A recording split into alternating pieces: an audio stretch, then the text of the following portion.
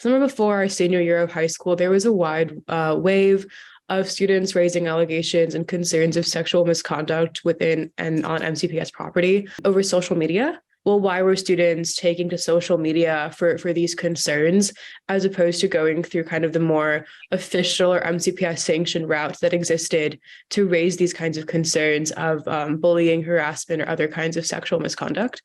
And so as reporters over our senior year, we spent a lot of time researching these issues. The county was using paperwork to have students fill out their reports. If you wanted to report, like, it would be kind of complicated to have to figure out, like, where do I go to get this paperwork?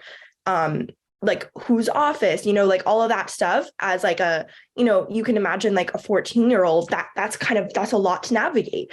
So creating something that's familiar for students, something that they know how to navigate, an app on a phone, that's something that pretty much most kids in our generation in Montgomery County really understand how to use, and they understand how to navigate that. And it makes it a lot more accessible. A lot of what we heard as we covered these issues while we were students was that students weren't aware of the fact that they could report.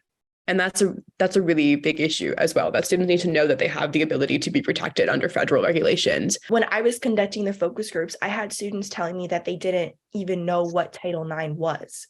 And that's really scary. Like, that's really scary that there are students who don't know that there is this federal law that protects them from these really serious issues. So having, we have a Know Your Rights page on the app. We think of education in 3 R's: reading, writing, arithmetic.